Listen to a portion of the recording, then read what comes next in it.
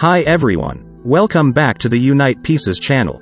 Today, we will recapping a science thriller movie, from the year 2022, titled Project Gemini. Tells the story of a group of scientists who experience a strange anomaly, while traveling into space to discover a new planet, on a mission to save humanity from a dying Earth. So, make sure you watch this video till the end, for a better experience.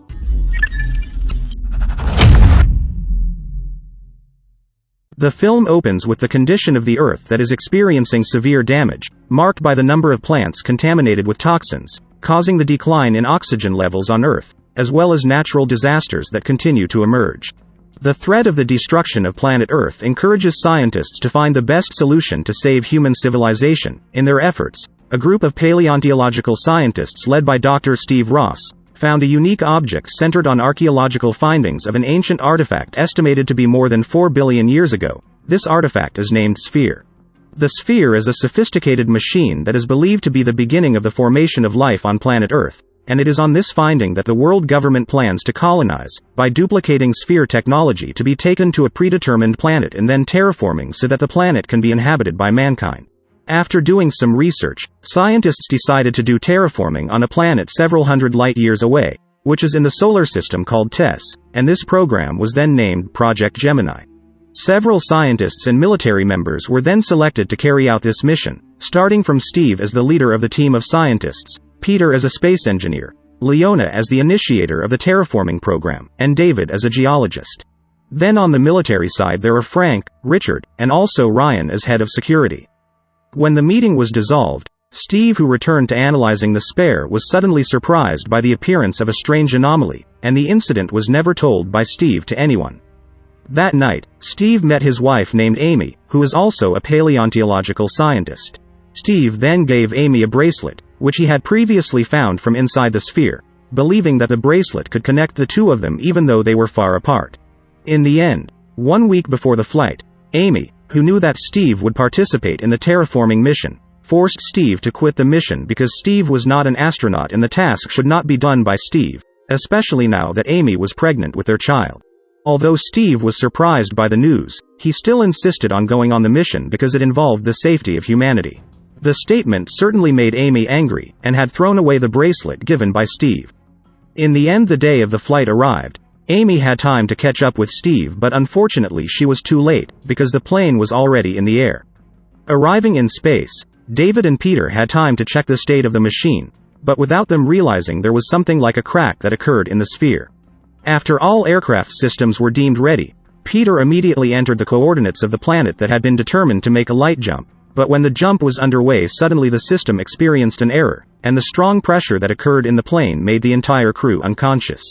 After the jump was completed, the crew finally woke up near an alien planet in front of them, making them immediately realize that they were not currently in the TESS solar system, which was their main destination.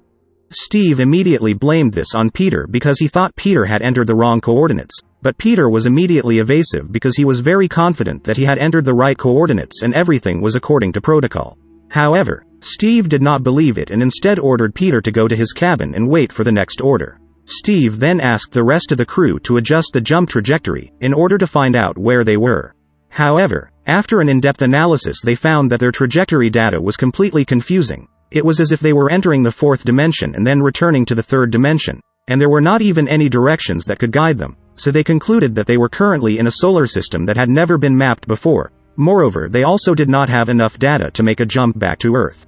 Along with this, suddenly the system detected an air engine repair in the open engine area, which clearly made them confused who had done this. But not finished with this situation, the system again detected an unknown object approaching. It turned out that the object was Peter's frozen dead body. They immediately find out the cause of Peter's death, and after investigating, David concluded that Peter deliberately ignored orders and then went to the machine area to commit suicide. But this statement was immediately denied by Leona, who was Peter's co-worker and had been friends for 8 years.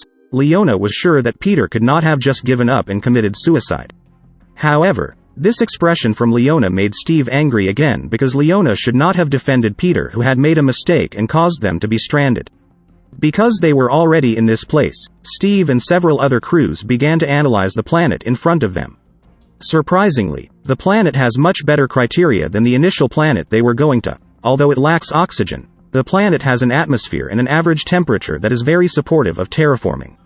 As a result, Steve decided to put a sphere on the surface of the planet, but the decision was challenged by Ryan, because they did not know anything about the planet that could certainly endanger the safety of the crew. But in order to save humanity, they finally agreed with Steve's decision. Steve and the rest of the crew then went down using the landing module to bring the sphere to the planet's surface, while Richard was assigned to stay on the main plane to monitor the data and situation after analyzing the area. They then decided to land in a valley. They then decided to place the sphere into a cave not far from their landing. The mission went very well, but when they returned to landing mode, they received a communication from Richard saying that he had found Peter's video footage that had recorded activities before his death. In the recording, it is known that it is true that Peter deliberately went to the engine room to prove that he was innocent of what had happened. Peter also deliberately turned off the surveillance camera to avoid external interference, and a few moments later suddenly there was an alien creature that attacked Peter. And from all the footage that Richard had studied, the creature emerged from the cracks of the sphere since they left the Earth, then moved up into the engine room, which may be the cause of the problem at the point of their jump location. And to make matters worse, Richard detected that the alien creature they named Troya was last detected in the landing module and came with them to the surface of the planet. At the same time, David gets strange data from the sphere they put in the cave. According to him, the level of CO2 and oxidation in the sphere increases very drastically with biomarker compounds that are different from the predetermined program. This strange succession of events makes Steve decide to return to the cave to reset the sphere, but Ryan prevents him from considering that Steve is too dangerous for the safety of the crew. Moreover, there is something that Steve has never told him about the appearance of strange anomalies that have been hidden by him.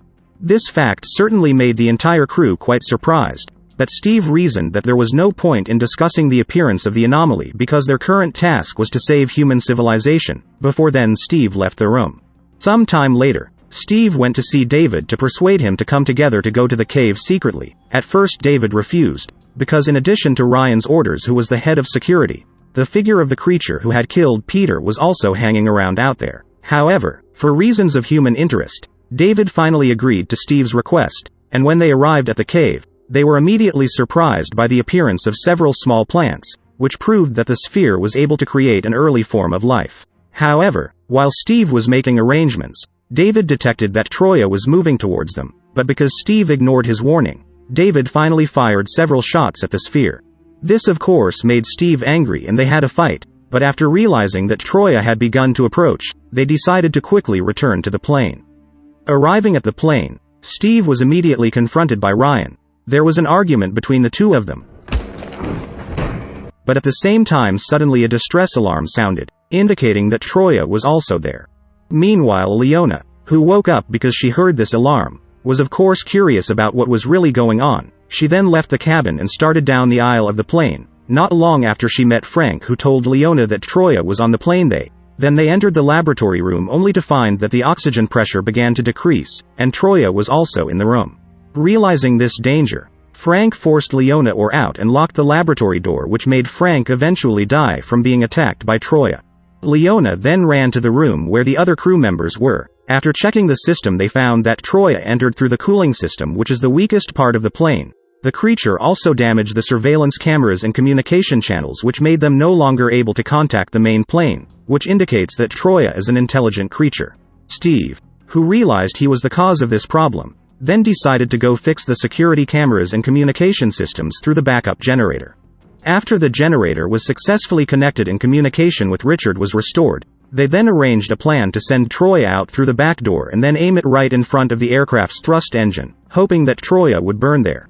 However, what happened afterwards was actually outside their plan, where Leona, who was supposed to go to the technical room to open the hatch manually, instead went to the back of the plane, because she was trying to help Steve to save himself from Troya.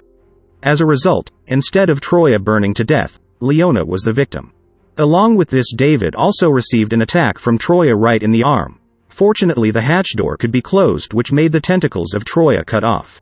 After successfully removing Troya from the plane, Steve immediately treated and examined the wound on David's arm, which later found out that the bacteria that infected David's wound had a very strong defense mechanism, and surprisingly the bacteria had similarities with viral bacteria that had destroyed the Earth, and according to a statement from Steve, this could be the key to a vaccine to be able to save human civilization.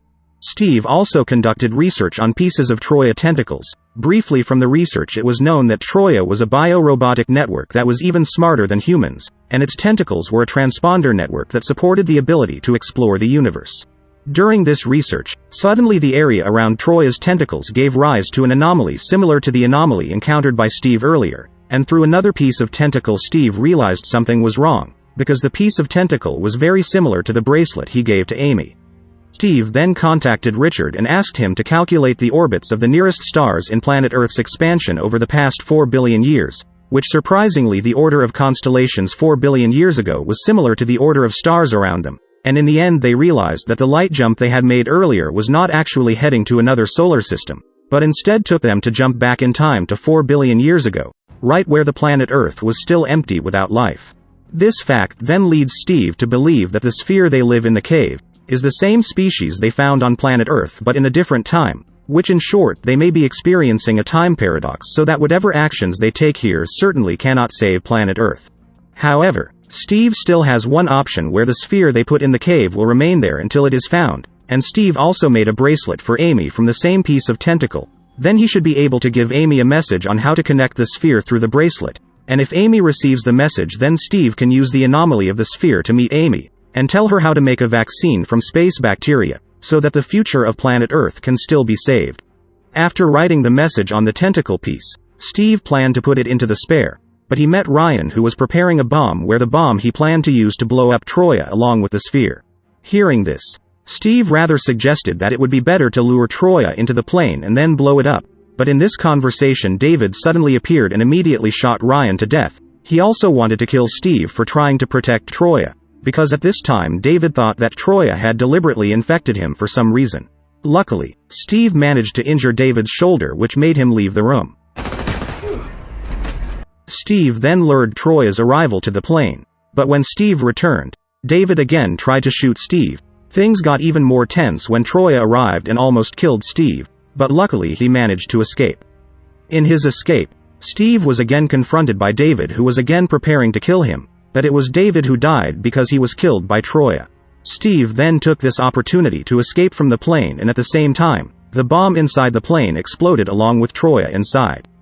Seeing the landing module explode, Richard tried to communicate, which was then received by Steve. In his monitoring, Richard detected that the oxygen cylinder had a leak, which left Steve with only 1 hour left before he ran out of oxygen.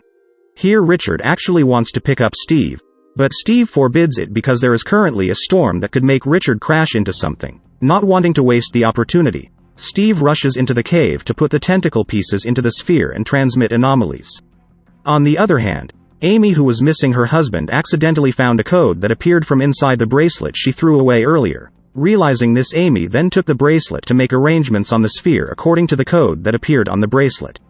Surprisingly, this makes Amy manage to meet with Steve in a fairly perfect anomalous appearance. Not having much time, Steve immediately asked Amy to record all the mechanisms needed to create a vaccine that could save the Earth, and in the last sentence Steve promised to return. Before then their anomalous connection was cut off.